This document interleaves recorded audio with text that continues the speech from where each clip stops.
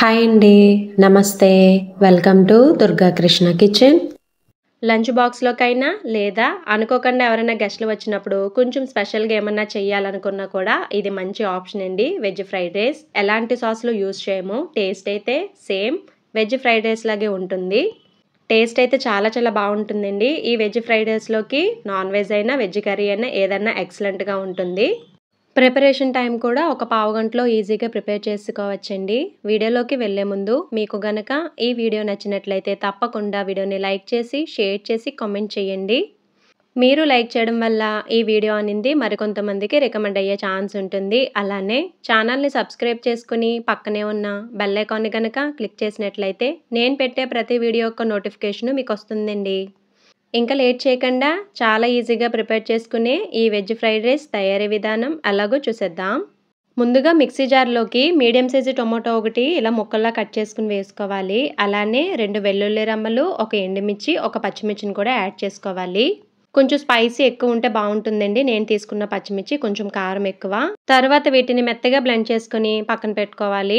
తర్వాత స్టవ్ మీద పాన్ పెట్టి హీట్ అయిన తర్వాత ఒక 2 స్పూన్స్ వరకు ఆయిల్ యాడ్ చేసుకొని ఆయిల్ బాగా మరిగిన తర్వాత దానిలోకి బ్లెండ్ చేసి పెట్టుకున్న టొమాటో పేస్ట్ ఉంది కదండీ! ఆ పేస్ట్‌ని యాడ్ చేసుకొని అలానే లైట్‌గా వాటర్‌ని కూడా యాడ్ చేసుకోండి. ఎక్కువ వద్దు. తర్వాత హాఫ్ టీ స్పూన్ వరకు పంచదారను కూడా యాడ్ చేసుకొని ఈ మసాలాను బాగా ఫ్రై చేసుకోవాలి. ఎంతలా అంటే ఈ మసాలా పేస్ట్‌లోంచి ఆయిల్ సెపరేట్ అయ్యేంత వరకు ఫ్రై చేసుకోవాలి స్టవ్ సిమ్‌లో పెట్టి. ఇది ఫ్రై అయిపోయిందండి. దీన్ని ఇప్పుడు పక్కన పెట్టుకుందాం. తర్వాత వేరే ప్యాన్‌లోకి 2 స్పూన్స్ వరకు ఆయిల్ యాడ్ చేసుకొని దానిలోకి సన్నగా తరిగిన వెల్లుల్లి ముక్కలను హాఫ్ టీ స్పూన్ వరకు యాడ్ చేసుకోవాలి. అలానే కొద్దిగా కరివేపాకును కూడా ముక్కలు చేసుకొని వేసుకోవాలి. స్టవ్ సిమ్‌లో పెట్టుకొని వీటిని బాగా ఫ్రై చేసుకోవాలి. తర్వాత ఇలా పొడవుగా కట్ చేసి పెట్టుకున్న ఉల్లిపాయ ముక్కలను కూడా యాడ్ చేసుకోవాలి. చిన్ని ఉల్లిపాయ అయితే సరిపోతుందండి నేను తీసుకున్న రైస్‌కి. తర్వాత ఉల్లిపాయ ముక్కల్లో లైట్‌గా ఉప్పుని యాడ్ చేసుకోండి. ఎక్కువ వద్దు. తర్వాత పావు టీ స్పూన్‌కి తక్కువలో కొద్దిగా పసుపును కూడా యాడ్ చేసుకొని ఒకసారి మొత్తం బాగా కలుపుకొని స్టవ్ సిమ్‌లో పెట్టి మూత పెట్టుకొని మగ్గించుకోవాలి. చెక్ చేసుకున్న ప్రతిసారి మూత పెట్టుకొని మగ్గించుకుంటే ఉల్లిపాయ ముక్కలనేది చాలా త్వరగా మగ్గిపోతాయండి.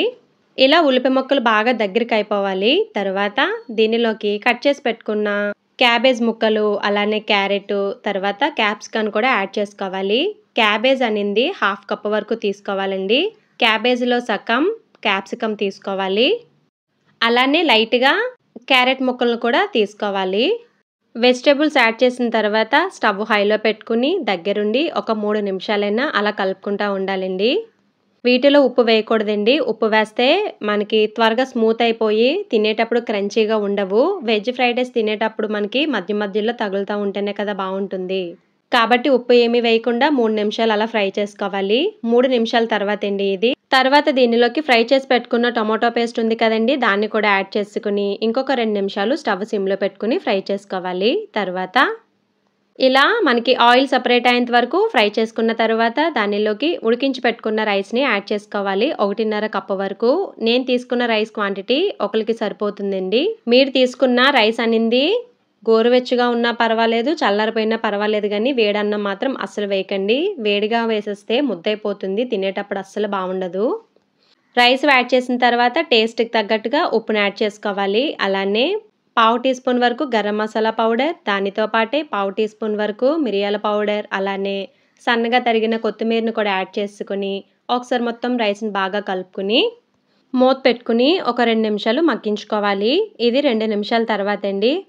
2 నిమిషాల తర్వాత ఒకసారి బాగా కలుపుకొని ఇంకొంచెం కొత్తిమీరని యాడ్ చేసుకొని మూత పెట్టుకొని ఇంకొక 3-4 నిమిషాలు దమ్ ఇచ్చేసుకుంటే సరిపోతుంది. అంతేనండి, రెడీ అయిపోయింది. ఎంతో టేస్టీగా ఉండే వెజ్ ఫ్రైడ్ రైస్. టేస్ట్ అయితే ఎక్సలెంట్ అండి. ఒకసారి మీరు తప్పకుండా ట్రై చేయండి.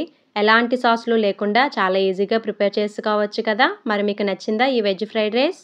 మీకు గనక ఈ వీడియో నచ్చినట్లయితే తప్పకుండా వీడియోని లైక్ చేసి, షేర్ చేసి, కామెంట్ చేయండి. అలానే ఛానల్‌ని సబ్స్క్రైబ్ చేసుకొని పక్కనే ఉన్న బెల్ ఐకాన్‌ని గనక క్లిక్ చేసినట్లయితే నా వీడియోస్‌ని మీరు రెగ్యులర్‌గా ఫాలో అవ్వచ్చు.